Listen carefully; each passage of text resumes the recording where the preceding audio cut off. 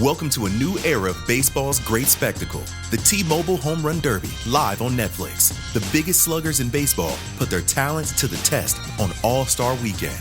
Raw power meets star power. Big swagger meets bigger slams. And you don't swing to make contact. You swing to make history. Watch the T-Mobile Home Run Derby live on Netflix this Monday, July 13th at 8 p.m. Eastern, 5 p.m. Pacific. Need a laptop that's built to perform and designed to last all day? Select Windows 11 PCs starting at $499.99 are now at Best Buy. Learn more at bestbuy.com. Best Buy. Imagine that. What does a $400,000 extortion plot orchestrated inside a local Punjab police station have to do with the price of crude oil shipping through the Strait of Hormuz? Usually, absolutely nothing. Right, exactly. Usually nothing. But today, our sources are showing us exactly how these threads of local governance, global infrastructure, and international diplomacy are pulling tight to create this massive web of consequences. So welcome to today's deep dive into a really fascinating stack of sources from the July 9th, 2026 briefing. Yeah, we are looking at a masterclass in global cause and effect today. We're tracking how decisions made in Washington, Ottawa, and even high courts in Uttar Pradesh are trickling down to dictate the price of the gas in your car. And the legality of the apps on your phone. Right, and even the generational shifts on the cricket pitch. So to you listening, whether you're trying to anticipate global market shifts, or you're navigating international visas, or you just want to understand the invisible forces shaping the daily news cycle, this deep dive is going to connect all of those dots for you.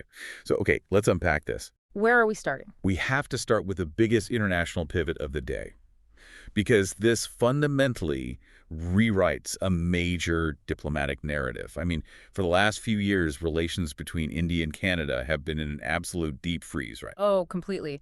Ever since the June 2023 assassination of Sikh separatist Hardeep Singh Nijjar in British Columbia. Exactly.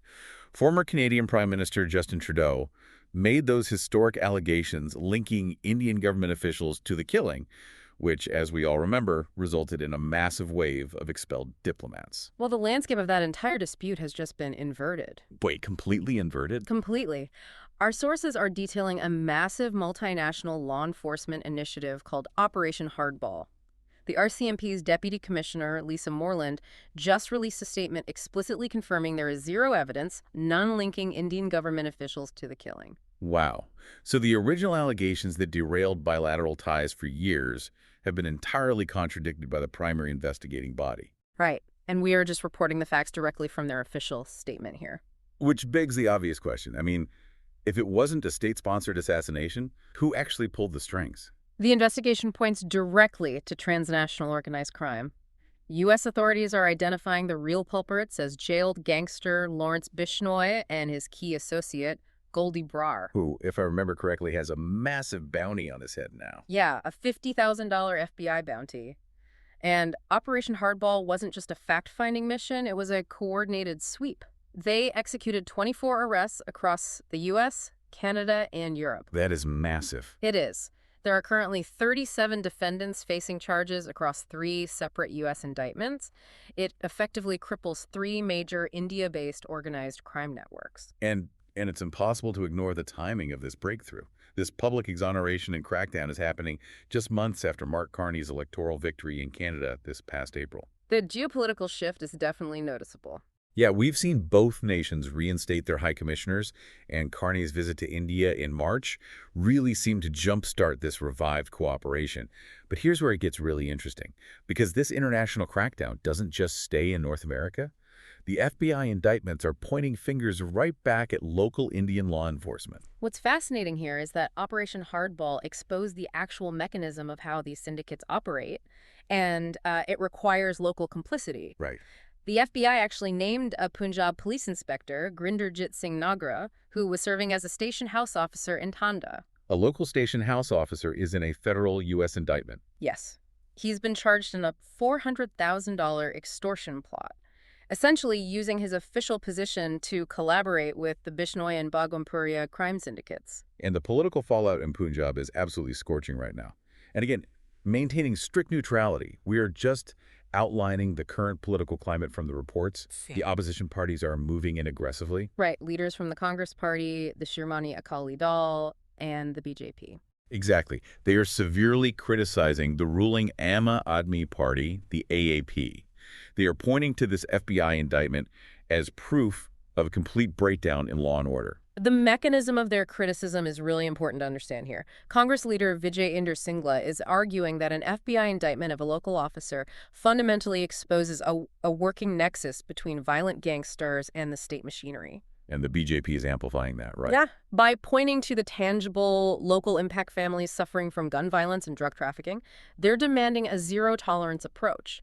It really places the AAP government under unprecedented scrutiny because they can no longer dismiss these claims as domestic political theater. Because they're dealing with federal U.S. indictments. Exactly. Well, speaking of U.S. federal policy, while Washington is coordinating with global partners to crack down on crime, the new U.S. administration is simultaneously preparing to aggressively restrict legal immigration. Which is a huge pivot. It is. And this is a shift that directly impacts you, the listener, especially if you or your peers rely on the North American tech sector. Our sources detail a massive planned visa overhaul by the incoming Trump administration. And again, we are just reading the proposed policy documents here. Right. And the proposed changes to the H-1B program target the fundamental economic drivers of imported talent. The administration is planning to enforce significantly higher required wages for employers sponsoring foreign workers. Because the underlying logic is that by pricing out foreign talent, IT consulting firms will be forced to hire domestic U.S. workers instead. Exactly. And they are also implementing much tighter eligibility criteria to severely restrict who even qualifies as specialized talent. But it goes beyond just the H-1B. They're looking at overhauling the PRM green card process. Which is the crucial labor certification stage. Right, where the U.S. government verifies that no American worker is available for a job. Slowing down that specific process is devastating for Indian applicants who are already trapped in decades-long green card backlogs. Plus, they're ending automatic work permit extensions and shifting student visas from a flexible duration of status to rigid fixed-term visas. That's a structural change. It's like they are changing the locks on the front door while thousands of Indian students and IT professionals are already standing in the hallway. The changing the locks analogy is incredibly accurate here. I mean, if a student visa is shifted to a fixed term, a foreign student has to constantly reapply and prove their eligibility every single year. That's so much administrative friction. Immense friction. It introduces a constant looming threat of deportation over paperwork delay. This is going to be an extremely busy month. I have to watch 104 soccer games, follow the pregame, the postgame, yell useless opinions at the TV. It's a lot. So I knew that when it comes to screening for colon cancer, the choice was clear. The Cologuard Plus test. It can be used at home and can only take 15 minutes, so I can do it during halftime and not miss any action. If you are 45 or older and at average risk, ask your healthcare provider about screening for colon cancer with the Cologuard test. You can also request a prescription at Cologuard.com. So what this signifies is a rapid closure of the legal channels that have historically fueled the North American tech boom. And as we know, U.S. foreign policy doesn't just reshape borders and visa lines. It literally dictates the mechanics of global energy. Because U.S. foreign policy dictates global energy markets. Exactly. Our sources detail fresh U.S. military strikes on Iranian soil, specifically targeting locations like Bandar Abbas following the collapse of an interim peace deal. And the market reaction gives you a real-time measurement of geopolitical fear. Brent crude immediately jumped to $79.28 a barrel, and WTI crude rose to $74.76. And the reason a strike in Bandar Abbas causes your fuel costs to rise is because of its proximity to the Strait of Hormuz. Right. Roughly 1/5 of the entire global oil supply passes through that specific narrow waterway. 1/5? That is wild. Yeah. So when U.S. Central Command launches strikes in that region, the oil markets instantly price in the mathematical risk that the strait might be blocked. It is the ultimate geopolitical choke point. Which brings us perfectly to how India is desperately trying to insulate itself from that exact choke point. I mean, the vulnerability of the Strait of Hormuz is the primary catalyst behind the aggressive and honestly highly controversial push to change what goes into domestic fuel tanks. You're talking about the E20 ethanol-blended petrol mandate. I am. Petroleum Minister Hardeep Singh Puri is forcefully defending the E20 rollout, which for context blends 20% domestic ethanol with 80% petrol. He's defending it against what he is labeling deliberate fear-mongering. And it's worth noting, India actually hit this 20% blending target in early 2025. Which was an incredible 5 years ahead of the original schedule. Right. But hold on, I have to challenge the government's narrative here on behalf of the consumer. Yeah. If I'm driving a 15-year-old car and the government essentially forces me to put E20 in my tank because underground tanks at fuel stations don't offer an unblended choice anymore. Right, because of the infrastructure limitations. Exactly. And my engine gaskets degrade. I am the one paying for it. Calling it national energy security doesn't pay my mechanics bill, you know. How does the government justify treating millions of consumers as beta testers? Well, the government justifies it through sheer scale and chemical data. First, Puri clarifies that the term experiment, which critics have really latched onto, was actually used by the Supreme Court in a highly specific context regarding procurement quantities of ethanol in Karnataka. Okay, so not about the mechanical safety of the blend. Right. Second, the data shows that 1.5 crore vehicles have been serviced without systemic complaints regarding the blend. Okay, look, 1.5 crore is undeniably a massive sample size. I'll give them that. It is. And chemically, ethanol has a higher octane rating. It's 108 compared to standard petrol's 84, which can actually improve engine performance and reduce knocking in compatible flex fuel vehicles. So what about the older cars? Well, the real so what of this policy. The reason the government is willing to accept minor friction with older vehicles is the macroeconomic shield it provides. By utilizing domestic agricultural ethanol, this blending program has saved India 1.9 lakh crore rupees in foreign exchange. 1.9 lakh crore. That is a staggering amount of capital to keep inside the country. Exactly. It physically uncouples a portion of India's transit grid from the Strait of Hormuz. The government's underlying logic is that minor, isolated wear on older gaskets is a calculated trade-off to ensure the entire nation isn't held hostage every time a missile is fired in the Middle East. And if you are keeping that much capital inside the country to achieve energy independence, the next logical step is investing it into physical infrastructure. Moving millions of people efficiently requires a massive domestic overhaul. Connecting energy independence directly to physical infrastructure. Exactly. Which we are seeing with the center's 2 lakh crore rupee push for 4 new bullet train corridors. The ambition here is to transform the Delhi NCR region into a central high-speed rail hub. The flagship route is the Delhi-Varanasi-Siliguri corridor. We're talking about 1,705 kilometers of new track that will slash travel time from nearly 20 hours down to roughly 6 hours. 20 hours to 6. That changes the entire economic geography of that region. And they're also advancing the Delhi-Lucknow, Delhi-Ahmedabad, and Delhi-Amritsar routes. The Ahmedabad route is particularly vital. Right, because it links up with the existing Mumbai-Ahmedabad line, meaning you're essentially building a continuous high-speed artery from the capital all the way to the financial center in Mumbai. But then this is but building 1,700 kilometers of high-speed rail and deploying the upcoming B-35 indigenous high-speed trains requires intense global collaboration for technology transfers and funding. Which explains Prime Minister Modi's current diplomatic blitz. Our sources show he just arrived in Melbourne for the 3rd annual summit with Australian Prime Minister Anthony Albanese to expand their comprehensive strategic partnership. And this is right on the heels of his visit to Indonesia. Yes, where he and President Prabowo signed 14 separate agreements. I mean, they are locking down everything from the critical minerals needed for advanced manufacturing to maritime security pacts, and they even inaugurated a joint conservation project at the Prambanan Temple. If we connect this to the bigger picture, what's fascinating here is the parallel track of sovereignty. How do you mean? Just as the government is using ethanol to secure its physical energy grid and high-speed rail to secure its transit grid, financial authorities are fighting a simultaneous battle to secure the digital economy. Ah, right. Internal government documents reviewed by Reuters indicate that the Reserve Bank of India, the RBI, is still heavily favoring an outright ban on cryptocurrency. But wait, didn't the government recently establish a framework for this? I mean, they introduced a flat 30% tax on all crypto gains, plus a 1% tax deducted at source or TDS on transactions. Why isn't that incredibly strict tax net enough to solve the problem for the RBI? Because of the technical mechanism of borderless assets.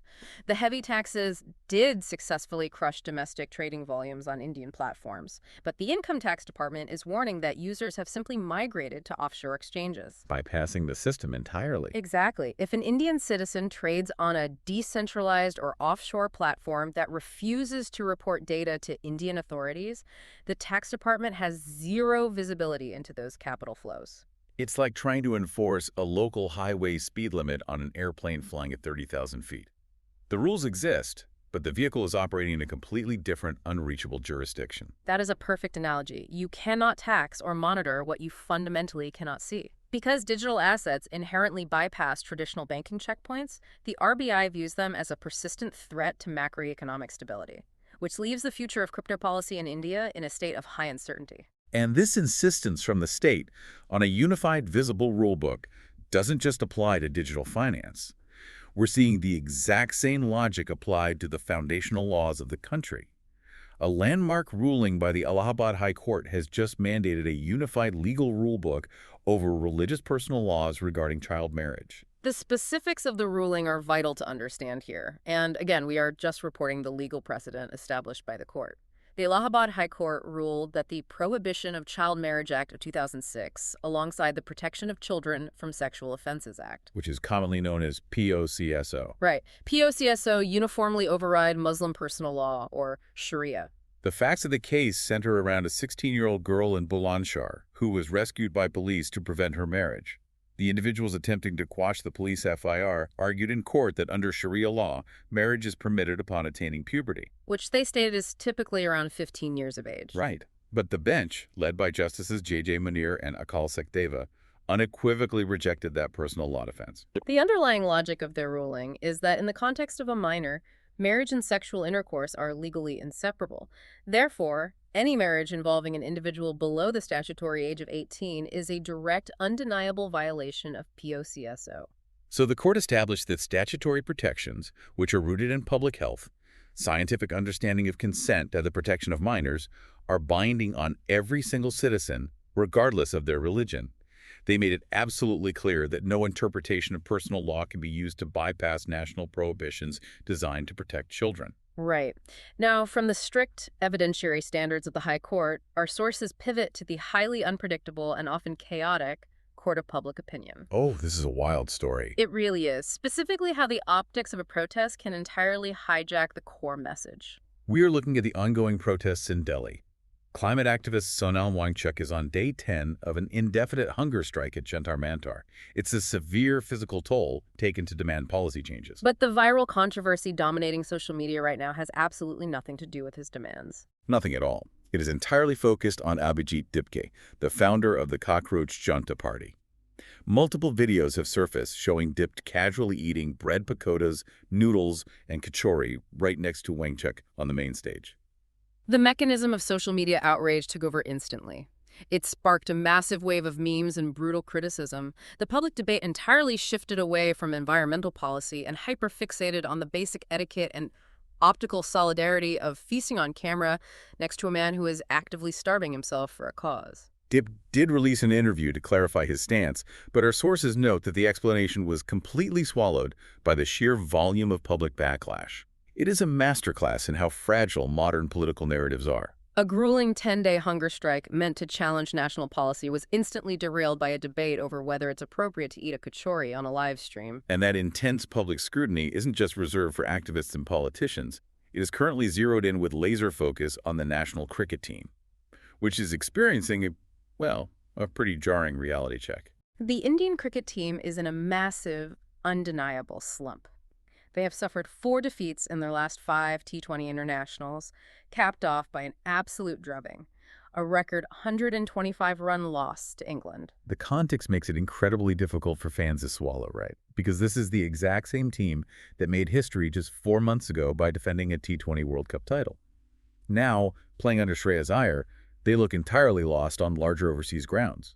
Coach Gautam Gambhir has stepped up to defend the squad, and he is relying heavily on one specific narrative. He is calling this a transition. I wrote a little song to remind you, Choice Hotels get you more of the experiences you value. The Cambria Hotel's got it all. A rooftop bar, have a ball. Bring a date, your squad, or even your mom. Book direct at choicehotels.com. And a reset. means what, practically? He's pointing out the mechanical changes. The World Cup heroes are missing. Bumrah is resting. Pandya is injured. Surya Kumar was dropped. And they are blooding new, inexperienced teenagers, like Prince Yadav, against top-tier international opposition. That's a classic sports defense. It is, but it raises a fascinating question about accountability. Is transition an accurate clinical description of a team finding its new generational identity? Or has it become a convenient, bulletproof shield to deflect criticism for poor performance? Here's where it gets really interesting. I have to push back on Gambhir's narrative here. Yes, the roster changes are real. Rohit, Kohli, and Ashwin are out of tests. Gill has taken over ODI captaincy. Surya Kumar was removed as T20 captain. There is undeniably a massive churn. Right, the transition is physically happening. But when you lose by 125 runs on the international stage, at what point does a rebuilding phase just become a collapse? Gambhir has used this exact transition defense across multiple formats whenever they lose. But magically, when they won in Manchester, he claimed they weren't in transition at all, just inexperience. I mean, you can't have it both ways. And that is the friction of development. Building a new foundation requires immense patience. But at the highest level of international competition, the grace period is incredibly short. Results ultimately dictate whether the public views your transition as a strategic rebuild or a structural failure. Which brings us to the end of our stack of sources for today. When you synthesize everything we've unpacked today, the logical through line is incredibly clear. We are watching a world wrestling with the sheer friction of immense fundamental change. Right. We are seeing shifting definitions of international crime borders and the rapid closure of historical immigration pipelines. We're witnessing the literal physical transition of a national energy grid from foreign fossil fuels to domestic agricultural ethanol. And we're seeing the intense friction between legacy systems and new, unyielding realities. Exactly. Whether that's the RBI fighting borderless digital finance, a high court establishing a unified legal code over centuries-old personal laws, or even just the painful generational reset of a world champion cricket team. It all comes down to managing transitions, which leaves us with a final thought for you to mull over as you go about your day. Throughout this deep dive, we've seen massive institutions, federal governments, and individuals struggling to manage the chaos of moving from the old way to the new way. Whether it's a cricket team losing its veteran stars, an entire economy trying to wean itself off foreign oil to survive a geopolitical choke point, or a global immigration system slamming their doors shut. So, how much disruption are you actually prepared for when the established, comfortable rules of your own industry inevitably transition? Because, as today's sources prove, that disruption is coming for all of us eventually. Thank you for joining us for this deep dive. We'll be waiting right here to connect the dots with you next time.